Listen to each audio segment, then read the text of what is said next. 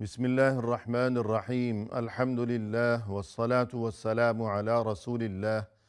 وعلى آله وأصحابه أجمعين أما بعد ناظرین کرام السلام علیکم ورحمۃ اللہ وبرکاتہ۔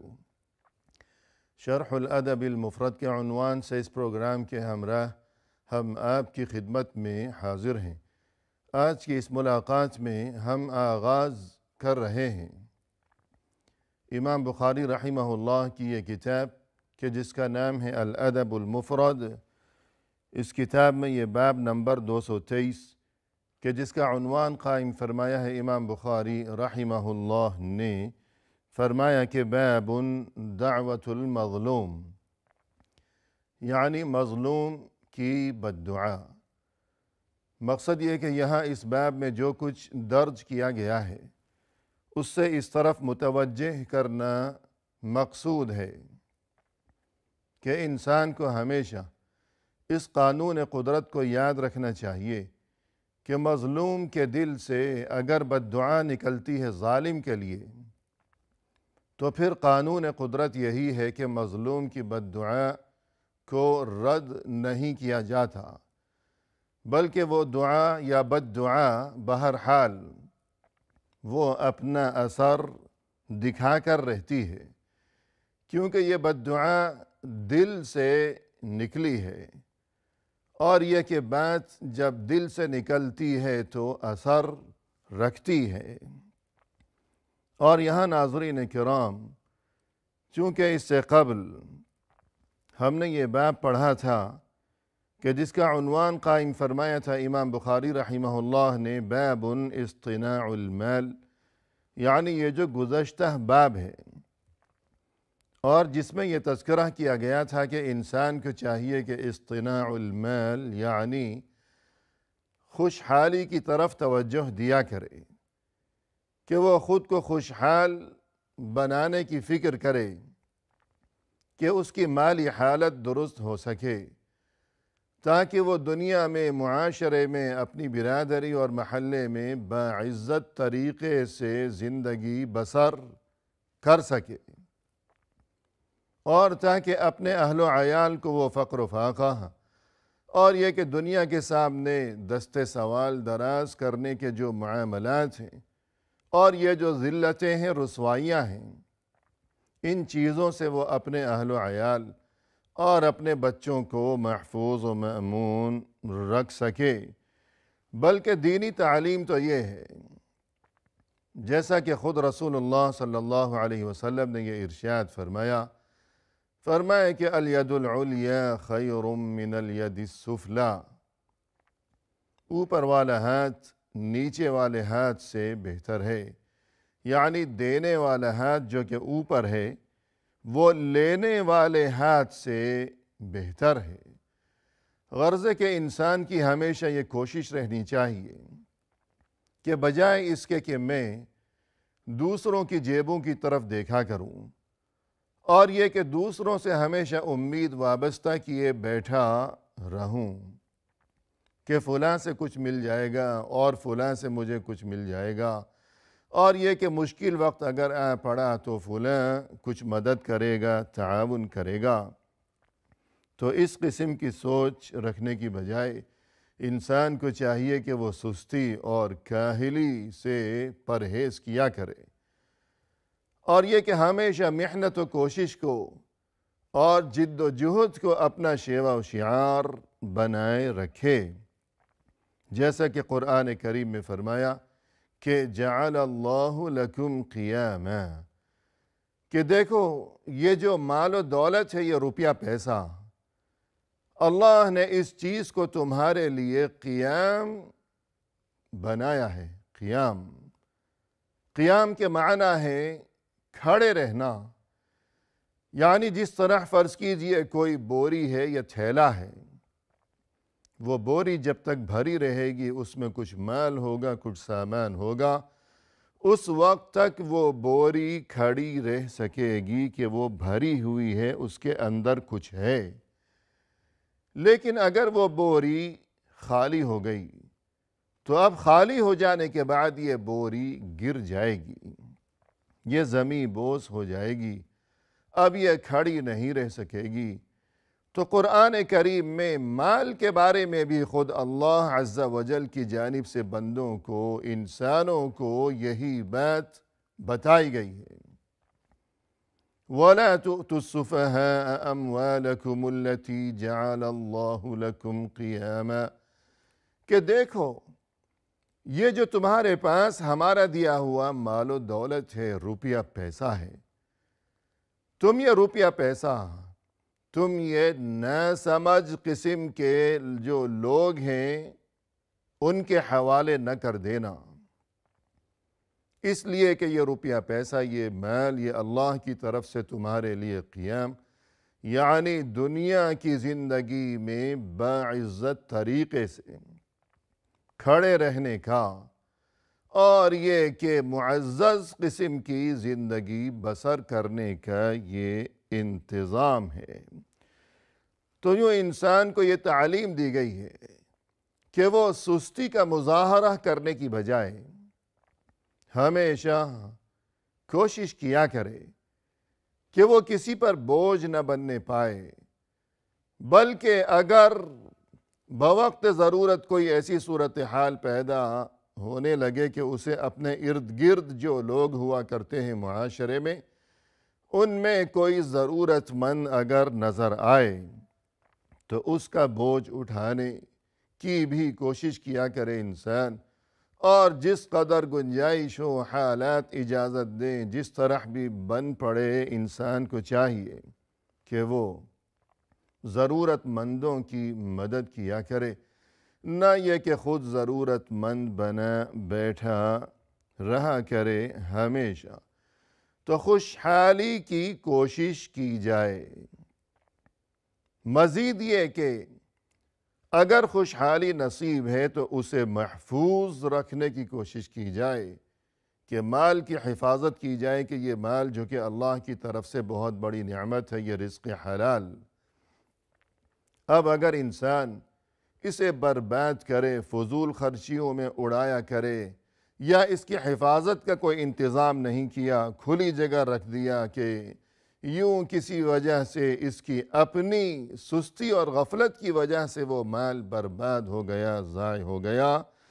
تو یہ بہت بڑا گناہ ہے اور ناپسندیدہ ترین یہ معاملہ ہے۔ چنانچہ گزشتہ باب میں چونکہ ہمیں یہ تعلیم دی گئی تھی کہ خوشحال بننے کی کوشش کیا کرے انسان جائز طریقوں سے،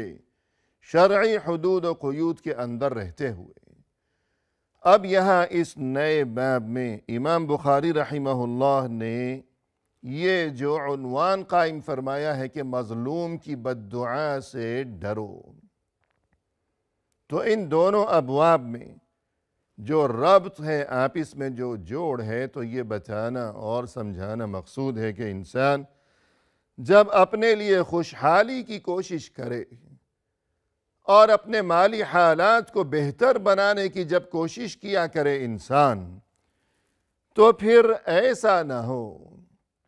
کہ اس کوشش میں اور زیادہ سے زیادہ مال کمانے کی جو جد و جہد ہے کہ اس میں کوئی برائی نہیں ہے،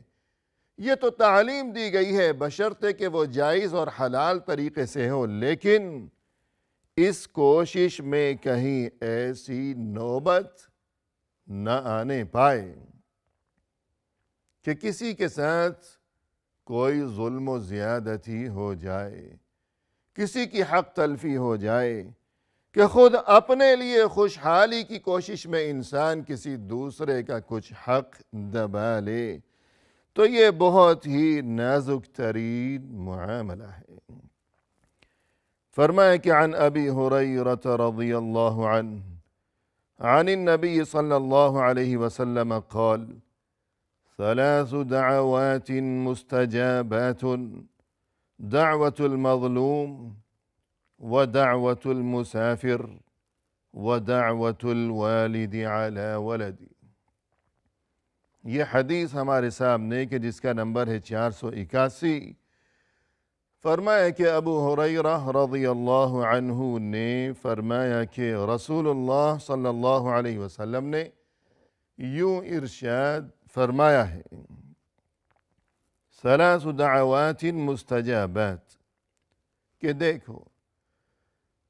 3 دعائیں ایسی ہیں کہ جو ضرور قبول کی جاتی ہیں، کہ اللہ کے ہاں اللہ کی بارگاہ میں ان دعاؤں کو ضرور شرف قبولیت سے نوازا جاتا ہے، اور کسی صورت ان 3 دعاؤں کو رد نہیں کیا جاتا۔ 3 دعائیں یعنی 3 قسم کے انسانوں کی دعائیں، 3 قسم کے انسان اگر کوئی دعا کرتے ہیں تو اس دعا کو رد نہیں کیا جاتا۔ سب سے پہلے دعوت المظلوم،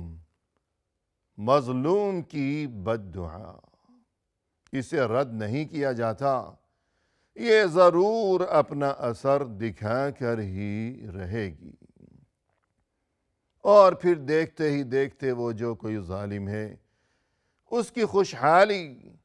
وہ دیکھتے ہی دیکھتے اس کی وہ خوشحالی، اس کا وہ مال و متاع، اور اس کا وہ کاروبار، اور اس کے وہ کارخانے، اور اس کی وہ ترقیاں اور کامیابیاں اور تمام تر رنگینیاں، یہ سب کچھ دیکھتے ہی دیکھتے یہ راکھ کے ڈھیر میں تبدیل ہو جائے گا، سبھی کچھ برباد ہو جائے گا۔ اور دوسری چیز ہے کہ وہ دعوت المسافر، مسافر کی دعا، اور تیسری چیز ہے وہ دعوت الوالد علی ولدہ، والدین کی بد دعا اپنی اولاد کے لیے۔ تو یہ 3 انسان، مظلوم، مسافر اور والدین، ان کی دعا ہو یا بد دعا ہو تو فرمایا کہ اسے کسی صورت رد نہیں کیا جاتا، اور اس کی وجہ یہ ہے ناظرین کرام کہ یہ تینوں افراد کہ مظلوم اور اسی طرح مسافر اور اسی طرح والدین،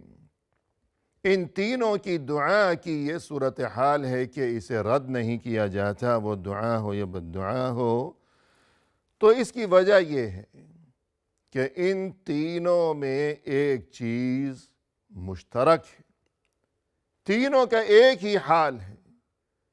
تینوں جب دعا کرتے ہیں یا بد دعا کرتے ہیں تو یہ دعا یا بد دعا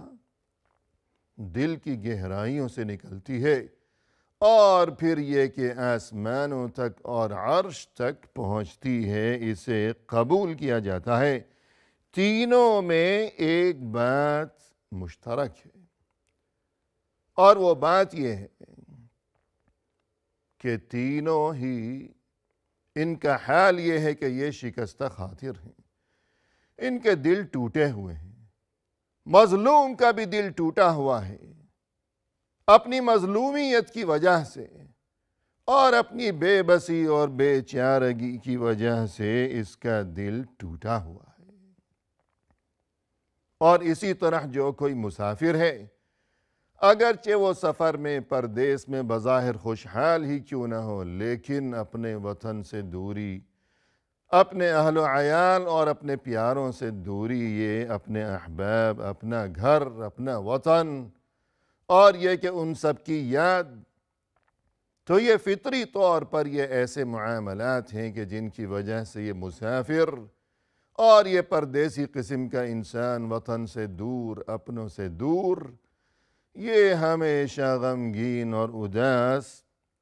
اور یہ کہ بجھا بجھا سا رہا کرتا ہے، مرجھایا رہتا ہے، دل خوش نہیں رہتا اس کا، اگرچہ بظاہر خوشی کے تمام اسباب موجود ہوں، لیکن وطن کی یاد، ماں باپ کی یاد، بیوی بچوں کی یاد، یہ تمام چیزیں یہ فطری معاملات ہیں۔ اور یہ تیسرا شخص کہ وَدَعْوَةُ الْوَالِدِ عَلَى وَلَدِهِ، کہ یہ والدین،